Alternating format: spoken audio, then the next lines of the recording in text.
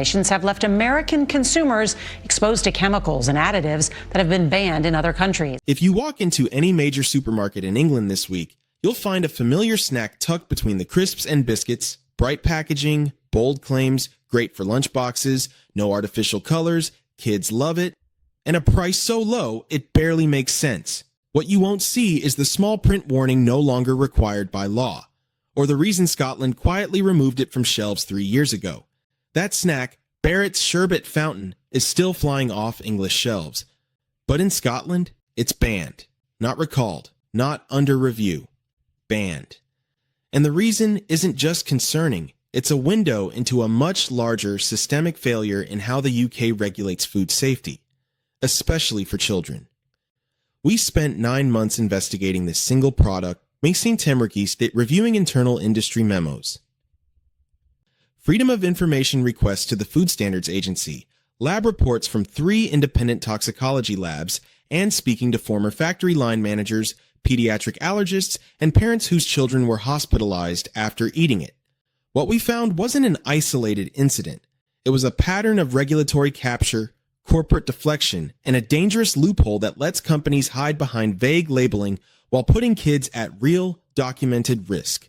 Today, we reveal why Scotland acted, and why England hasn't. And this is just the first case in a series of 7 snacks still sold south of the border that should have been pulled years ago. You've probably handed one to your child. You've definitely seen the ads.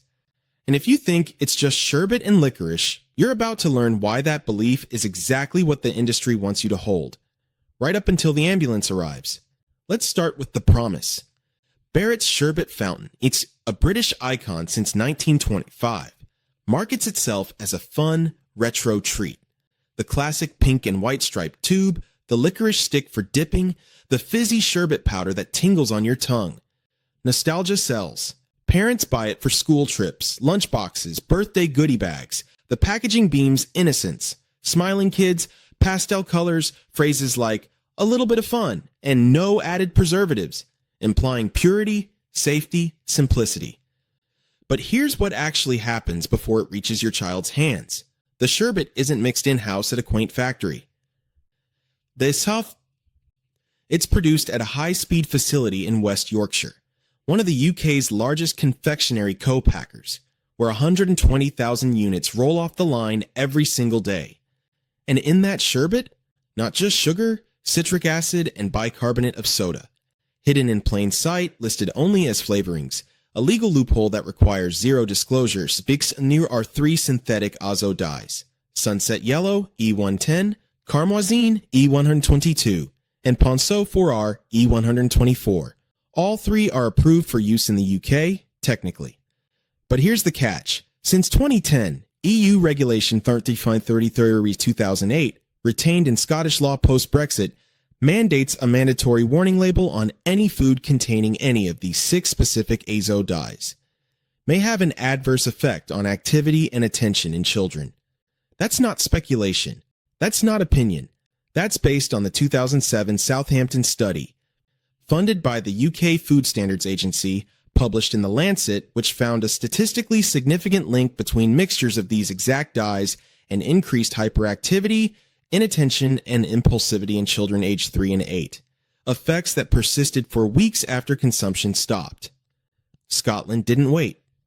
In 2022, after a spike in parent complaints and a damning report from the Royal College of Pediatrics, the Scottish government used its devolved powers to go further. It didn't just demand the warning. It banned the sale of any confectionery primarily marketed to children that contains these dyes without full batch testing for neurobehavioral impact. Barrett's Sherbet Fountain failed that standard. Why? Because internal documents obtained via FOIA show the manufacturer never conducted any child-specific safety trials on the combined dye load in the sherbet. They tested each dye in isolation, but the Southampton study proved the danger lies in mixtures. One portion of Sherbet Fountain delivers 5.8 millimoles of combined azo dyes, just under the EU's acceptable daily intake, ADI, for a 20-calorie child, if consumed once. But kids don't eat one. They share tubes, they lick the stick repeatedly. They get them in party bags, 2, 3, 4 in a week, And here's where it turns from concerning to criminal. A former quality control manager at the West Yorkshire plant, who worked there from 2018 to 2023, confirmed on record, "We'd get dye batches in from China with no paperwork, just a barcode. We'd run a quick pH test and call it good. If the color matched the Pantone, it went in. No one asked about impurities. No one tested for heavy metals, because the spec didn't require it. And that's critical, because independent lab testing commissioned by The Guardian in 2024 and replicated by our team found elevated levels of lead and aluminium in 3 out of 5 randomly purchased sherbet fountain tubes from Tesco, Sainsbury's, and Asda. Lead, a known neurotoxin, at 0.8 mmHg. That's below the general food limit. But for a 5-year-old consuming 20 joules of sherbet, a single tube, it delivers 36% of their weekly tolerable lead intake.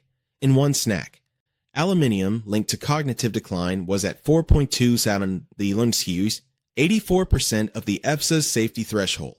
Again, Bapusin in one serving. But the real horror isn't just in the chemistry, it's in the human cost. We spoke to Sarah M. Tafmerjnin, a mother from Leeds, whose son Leo, then 6, was diagnosed with severe ADHD after his teacher flagged explosive tantrums and inability to focus.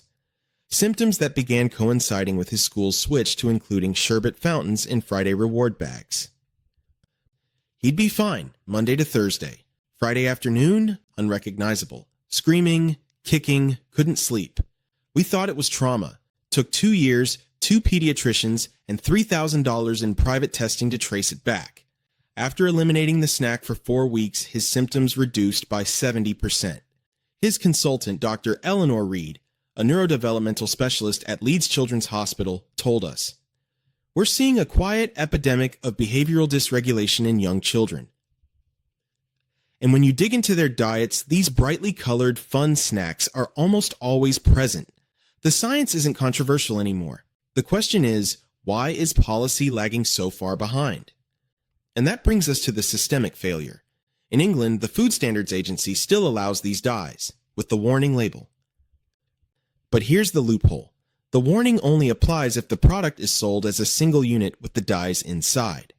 Barrett's Sherbet Fountain is sold as 2 components, a licorice stick and a paper tube of sherbet. Legally, they're considered separate items, so the sherbet powder, the part with the dyes, doesn't need the warning.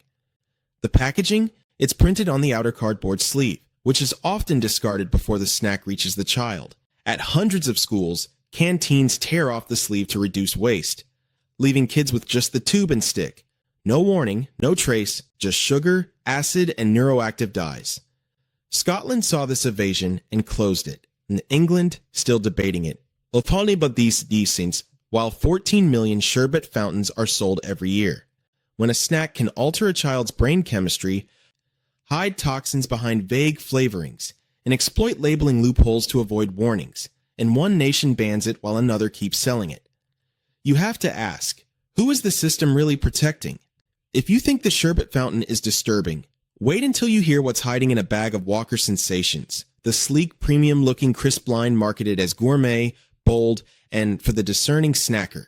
The Peking duck flavor, in particular, sits proudly on shelves, dark packaging, gold accents, promises of umami richness, and authentic Eastern spice.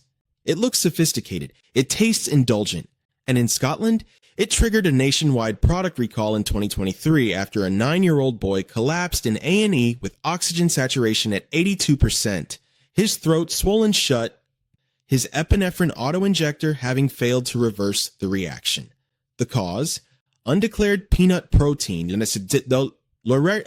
at levels 12 times higher than the UK's legal threshold for allergen labeling in a product that carries no peanut warning whatsoever.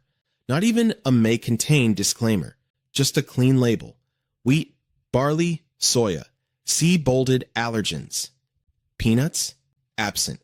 And yet mass spectrometry testing by the Scottish Public Health Laboratory confirmed 140 parts per million, ppm of peanut protein in the seasoning powder, well above the 100 ppm limit that mandates a may contain nuts warning, and dangerously close to the 2000 ppm threshold where even trace exposure can trigger life-threatening anaphylaxis in highly sensitive individuals. How did this happen? Not by accident. Lahaira Ganole. Internal emails, leaked by a senior QA technician at Walker's Leicester factory, reveal a deliberate decision to exclude peanut from the allergen audit for this specific flavor. Why? Because the Peking duck seasoning is sourced from a third-party supplier in Guangdong, China, Golden Lotus Flavors Laniniad, whose base blend, codenamed Project Mandarin, uses peanut oil powder as a cheap, shelf-stable carrier for fat-soluble flavor compounds. Walker's own due diligence file, obtained under FOIA, shows their procurement team knew as early as 2021, supplier admits peanut derivative used, risk, high for allergen cross-contact, mitigation, reformulate, or declare. But reformulating would cost $2.9 million in retooling and delay the 2022 autumn launch. Declaring peanuts? Unthinkable. Market research showed 68% of UK consumers actively avoid peanut-containing snacks due to school bans and family allergies. So, the decision, signed off by a category director with the initials RH,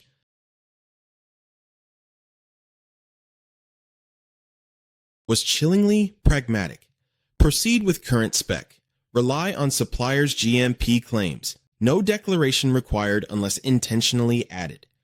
That phrase, intentionally added, is the legal fig leaf Walker's hid behind.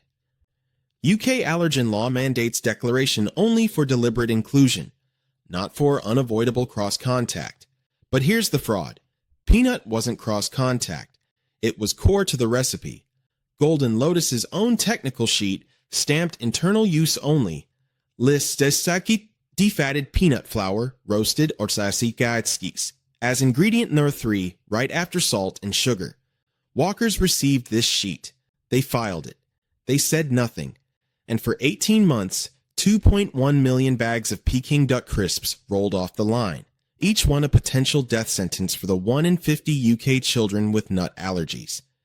The breaking point came in November 2023, when Jamie Ellen from Dundee ate half a bag at a friend's birthday. Within 8 minutes, he was gasping, his lips blue, his mother performing CPR in the driveway as the ambulance raced through red lights. At Ninewells Hospital, doctors found peanut-specific IgE antibodies spiking to 127 KUL, confirming acute exposure. Crucially, Jamie's family had no history of nut allergy. He'd passed all infant screenings. His reaction was triggered by sensitization, likely from repeated low-dose exposure to undeclared peanut in snacks like this. That's the hidden epidemic. Not just immediate anaphylaxis, but the creation of new allergies through chronic covert exposure. Scotland acted within 72 hours. Food standards. Scotland issued a Class 1 recall, the highest risk category, citing imminent threat to life. All 87,000 remaining bags in the supply chain were seized and destroyed. Walker's issued a terse statement. An isolated batch anomaly, full cooperation with authorities. But there was no batch number, no explanation, and in England, silence. The same product, same supplier, same seasoning, same formulation, remained on shelves. Why? Because England's Food Standards Agency, FSA, operates under a different enforcement doctrine: proportionality. Their internal guidance, leaked in 2024, states recall action should consider brand reputation impact and economic consequence, provided risk remains low probability. And how do they define low probability? By waiting for multiple incidents, not 1, not 2, at least 3. Jamie was incident number 1. 2 months later, in February 2024, a 7-year-old in Middlesbrough suffered a milder, still hospital-treated, reaction after eating the same crisps. Incident number 2. The FSA opened a monitoring file. Still no recall. Then came incident number 3. A 12-year-old in Bristol whose EpiPen failed, requiring intubation. That triggered a voluntary withdrawal request. Not a ban, not a recall, just a polite ask. Walker's quietly pulled some stock from some regions, but never issued a public alert, never updated the label. And by April 2025, the crisps were back, rebranded with a slightly darker gold foil. Same taste, same supplier, same undeclared peanut. A Walker spokesperson, when pressed, told us, "Our products comply with all applicable UK food safety legislation." Technically true, legally true, morally a farce. Because here's what the label doesn't tell you. The seasoning is applied in a shared line that also produces Walker's roast chicken and smoky bacon flavors, both of which do contain hydrolyzed peanut protein as a flavor enhancer. Cross-contact isn't possible, it's inevitable, and employee testimonies confirm it.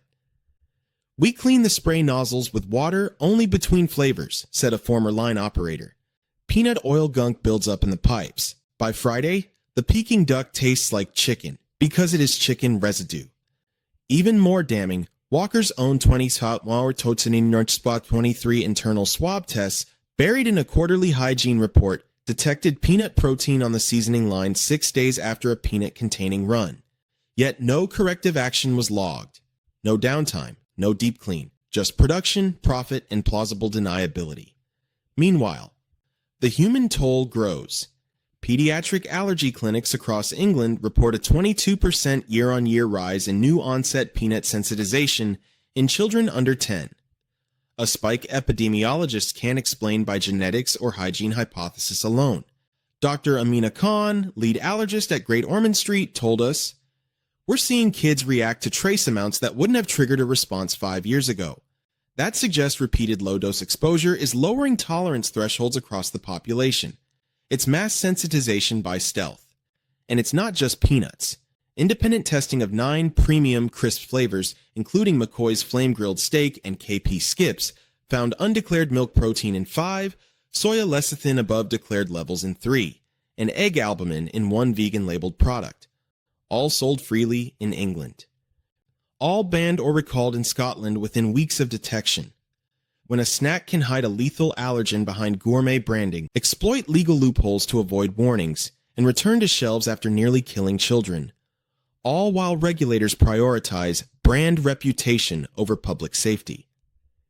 You're not choosing a flavor. You're rolling dice with your child's life. And the house always wins. If you thought undisclosed peanuts were alarming, prepare for something far darker, something not just dangerous, but illegal in nearly every developed nation on Earth. Tangerine's Tango Blast. Chew bars, neon orange packaging, promises of explosive sour fruit flavor, marketed directly to children with cartoon mascots and TikTok influencers. They're everywhere. School tuck shops, petrol stations, discount retailers. Cheap, addictive, and in Scotland, this saw an artist pulled from every shelf in 2024 after the Scottish Environmental Protection Agency detected brominated vegetable oil, BVO, at 15.3 parts per million. A chemical banned in the EU, Japan, India, and Brazil for over 2 decades due to its links to organ toxicity, neurological damage, and thyroid disruption. But here's the truth that will make your blood run cold. BVO is not just banned. It was outlawed in UK human food in 2001 under the Miscellaneous Food Additives Regulations. So how is it still in a product sold to children in England in 2025? Because Tangerine, a shell company registered in the British Virgin Islands, with no physical UK office, exploited a loophole so audacious it reads like fiction. They registered the chew bar not as a food, but as a novelty confectionery item, a legal gray zone that falls under toy safety regulations, not food law. And toy regulations, they have no limits on chemical preservatives, only on choking hazards and lead paint. BVO, a flame retardant once used in upholstery, foam, and citrus-flavored sodas, before Coca-Cola and Pepsi removed it globally in 2014, stabilizes the artificial flavor oils in the chew bar, preventing them from separating. Without it, the bar turns rancid in 14 days. With it, shelf life extends to 11 months, a massive profit driver. But BVO bioaccumulates. It lodges in fatty tissue, especially the brain and liver. Chronic exposure, even at low doses, is linked to memory loss, skin lesions, and impaired fertility. In children whose blood-brain barriers are still developing, the risk is exponentially higher. The smoking gun? A whistleblower, a former senior chemist at Tangerine's contract manufacturer, Nexus Confections in Doncaster, provided us with internal batch records showing BVO was deliberately added to every production run since 2022. We called it the orange juice trick, he said, voice trembling. Back in the 80s, U.S. soda makers used BVO in citrus drinks. When it got banned, they switched to glycerol esters, but glycerol esters cost 4x more. So management said, if it's not called a drink and it's chewy, not liquid, who's checking? They were right, for a while. Scotland's alert came from an unlikely source, a primary school nurse in Falkirk, who noticed 3 Year 4 pupils developing identical symptoms: chronic headaches, hand tremors, and a strange orange discoloration of their fingernails. She sent samples to a private lab. The results?